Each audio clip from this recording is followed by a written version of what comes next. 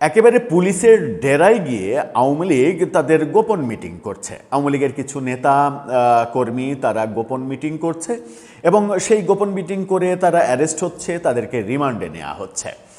এরকম ঘটনা রাজধানীতে ঘটেছে। পুলিশের ডেরা বলতে কি বোঝায়, মানে ব্যাপারটা এরকম না যে ওটা হচ্ছে পুলিশের মানে পুলিশ লাইন কিংবা পুলিশের হেডকোয়ার্টার কিংবা এরকম কিছু।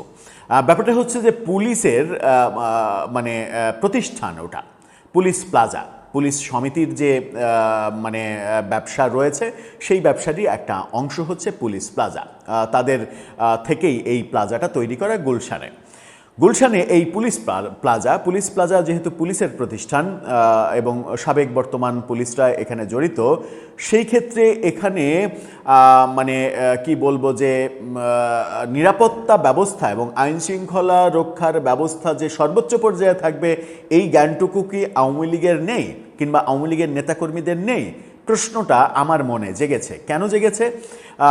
এই পুলিশ প্লাজায় আওয়ামী লীগ গোপন মিটিং করছে, এই অভিযোগে 6 জনকে গ্রেপ্তার এবং রিমান্ডের ঘটনা যখন ঘটল তখন আমার মনে এই প্রশ্নটা জেগেছে যে আওয়ামী লীগ কি এতটাই মানে এক ধরনের অশিক্ষিত মূর্খ নিরক্ষর দলে পরিণত হলো যে পুলিশ প্লাজার মতো একটা জায়গায় তারা গিয়ে গোপন মিটিং করা শুরু করলো এবং গোপন মিটিং করার অপরাধে তাদেরকে অ্যারেস্ট হতে হলো। চলুন একটু ব্যাপারটা, মজার এই ব্যাপারটা বুঝে ওঠার চেষ্টা করি যে কি ঘটছে আদতে দেশে। থাকবেন পলিটিক্স টিভির নিয়মিত আয়োজনে।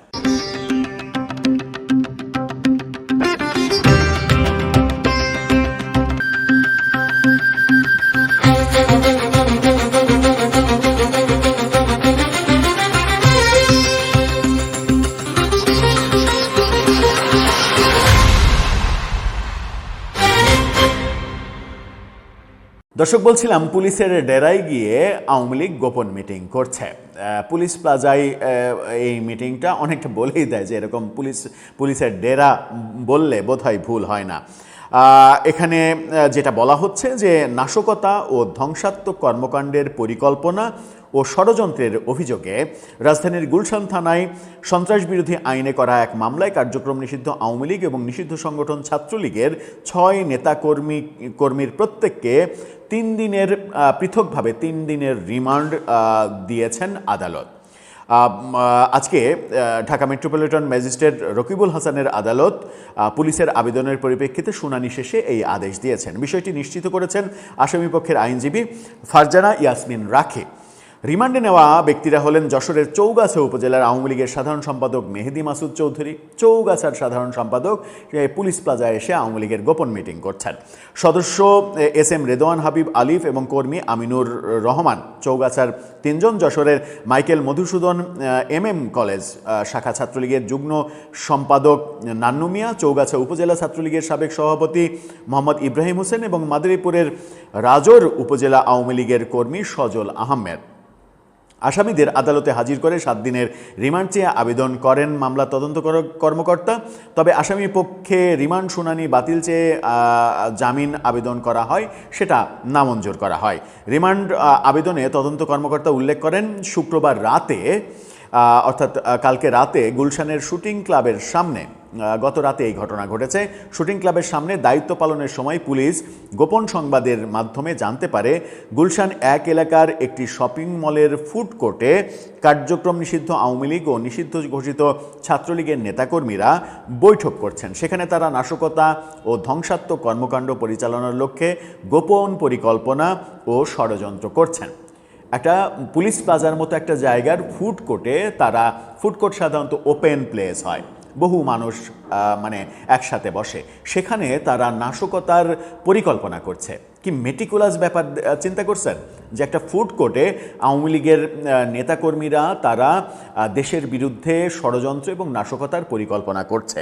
তারা এতটাই গণ্যমূর্খ যে তারা গোপন কোনো জায়গায় মিটিং করছে না, তারা উন্মুক্ত জায়গায় একটা পুলিশ প্লাজার মতো নিরাপত্তা বেষ্টনীর মধ্যে থাকা একটা প্লাজার ফুড কোর্টে এই মিটিং করছে।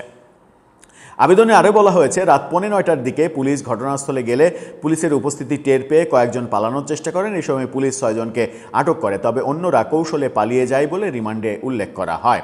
আটকের সময় আসামিদের কাছ থেকে কার্যক্রম নিষিদ্ধ আওয়ামী লীগের যশোর জেলা চৌগাছা উপজেলা শাখার একাধিক কমিটির তালিকা জব্দ করা হয়েছে, এরকমটা বলা হয়েছে। এই ঘটনায় শনিবার গুলশান থানায় সন্ত্রাস বিরোধী আইনে তাদের মামলা করা হয় এবং তাদেরকে কোর্টে হাজির করা হয়। পুলিশের ভাষ্য, প্রাথমিক তদন্তে মামলার অভিযোগের সত্যতা পাওয়া গেছে, মানে এক রাতের মধ্যেই, কয়েক ঘন্টার মধ্যেই তারা সত্যতাও পেয়ে গেছে।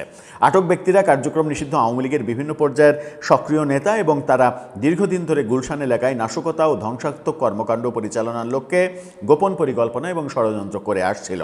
রিমান্ড আবেদনে আরও বলা হয়, আসামিদের নিবিড় জিজ্ঞাসাবাদ করা হলে নাশকতার পরিকল্পনা ও ষড়যন্ত্র সম্পর্কে গুরুত্বপূর্ণ তথ্য পাওয়া, পলাতক সহযোগীদের শনাক্ত ও গ্রেপ্তার এবং মামলার মূল রহস্য উদ্ঘাটন সম্ভব। মামলার তদন্ত কর্মকর্তা বলছেন, গ্রেপ্তার করার সময় তাদের কাছ থেকে কার্যক্রম নিষিদ্ধ আওয়ামী লীগের উপজেলা ইউনিয়ন সহ নানা কমিটির নথি জব্দ করা হয়। মূলত তারা উপজেলা এবং ইউনিয়নে নতুন কমিটি গঠনের কাজ করছিল। তাদের কাছে সভাপতি, সাধারণ সম্পাদকের ছিল ছিল। আসামিদের কাছ থেকে জব্দ করা মুঠোফোনের ফরেনসিক তদন্তে বিস্তারিত জানা যাবে। মানে তারা কমিটি নিয়ে আলোচনা করছিল। তো তাদের কমিটি নিয়ে আলোচনা কিভাবে নাশকতার ছক হয়, মানে দেশবিরোধী নাশকতার ছক কিভাবে হয়, তারা কমিটির আলোচনা করছিল, কমিটিতে কে আসবে না আসবে, এটা কিভাবে হয়, মানে এটা মানে 5টা মানুষ বসে থেকে তাদের অভ্যন্তরীণ আলাপ আলোচনা করছে।